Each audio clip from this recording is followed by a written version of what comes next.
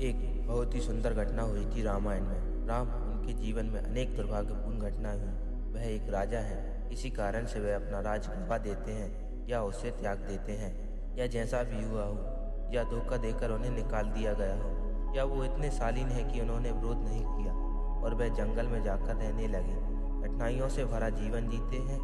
इसके बाद रावण उनकी पत्नी का अपहरण कर लेता है और अपनी पत्नी के प्रति प्रेम, उनके खो जाने से हुई पीड़ा और उनके साथ क्या हो रहा है, इस चिंता के कारण वह दक्षिण भारत तक चलते हुए जाते हैं और तमिल लोगों की सेना इकट्ठा करते हैं और फिर वह श्रीलंका जाकर युद्ध छेड़ देते हैं। युद्ध में रावण को हराते हैं और उसे मार देते हैं। जैसा कि आप जानते हैं कि रावण के 10 सिर थे और आप एक सिर से परेशान हैं, उसके पास तो 10 सिर थे, तो राम को 10 बार वध करना पड़ा ताकि उसे मारा जा सके। युद्ध में जीत हुई और वह अयोध्या वापस आ रहे हैं। फिर राम तय करते हैं कि वह राज्य वापस नहीं जाना चाहते। वह कहते हैं कि मैं हिमालय जाकर अगस्त मुनि की गुफा में कुछ समय बिताना चाहता हूँ ताकि अपने हाथों हुए पाप का प्रायश्चित कर सकूँ। मैंने एक ऐसे व्यक्ति की हत्या की है जो धर्मपरायण था, शिव का महान भक्त था, बहुत बड़ा ज्ञानी था, एक महान राजा था, एक दयालु व्यक्ति था। बाकी लोग हैरान रह गए। लक्ष्मण उनके छोटे भाई बोले, आप क्या बात कर रहे हैं भैया? रावण ने आपकी पत्नी सीता माँ का अपहरण किया था।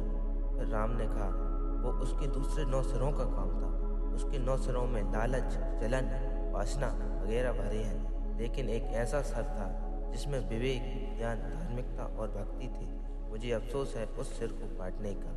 मेरा बस चलता तो मैं उस सिर को छोड़ देता और रावण को नहीं मारता, लेकिन ऐसा करने का कोई तरीका नहीं था, इसलिए मुझे उसे मारना पड़ा।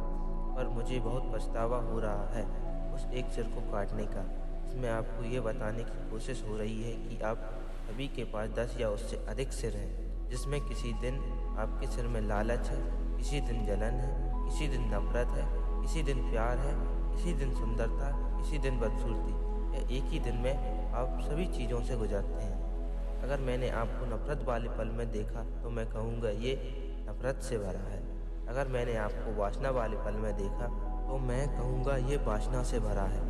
नहीं नहीं, हर किसी के पास 10 या उससे अधिक सिर होते हैं। अलग समय पर अलग अलग सिर काम कर रहे हैं, लेकिन हर किसी के पास कम से कम एक सिर ही होता है जो प्यार, उदारता, करुणा, सुंदरता वाला होता है। तो आप अपने जीवन में सबसे बड़ी भूल यही करते हैं कि किसी गुण को पहचाने, उसकी आलोचना करने की बजाय आप व्यक्ति की आलोचना करने लगते हैं। राम यही कहने की कोशिश कर रहे हैं, उसमें बहुत सारी बुरी चीज़ की, लेकिन कोई बात नहीं, वह उसके दूसरे 9 सिर थे। लेकिन उस एक सिर में मुझे बहुत सी संभावनाएं देखी, लेकिन दुर्भाग्य से मुझे उसे भी काटना पड़ा। मैं चाहता हूँ कि आप सभी इस बुनियादी नियम का पालन करें। अगर आपको किसी में कुछ गलत दिखे तो हम केवल उस गलती की आलोचना करेंगे, न कि उस व्यक्ति की। जब आप दूसरों के साथ ऐसा करेंगे तो आपके साथ भी ऐसा ही होगा। ये तय करने की कोई ज़रूरत नहीं है कि मैं ऐसा हूँ। कुछ पलों में आप वैसे रहे हैं, कुछ पलों में आप एक भयानक प्राणी भी रहे हैं, कुछ पलों में आप बहुत सुंदर रहे हैं, कुछ पलों में आप बदसूरत रहे हैं,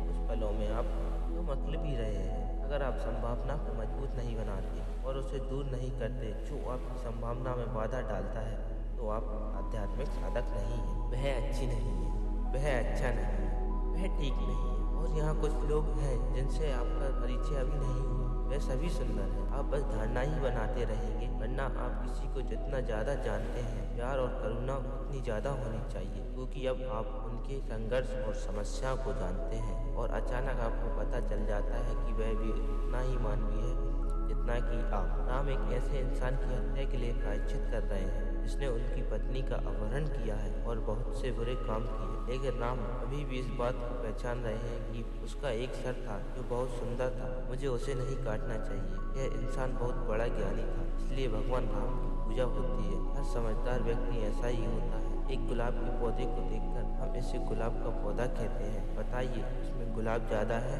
या कांटे ज़्यादा है, लेकिन फिर भी हम उसे गुलाब का पौधा कहते हैं।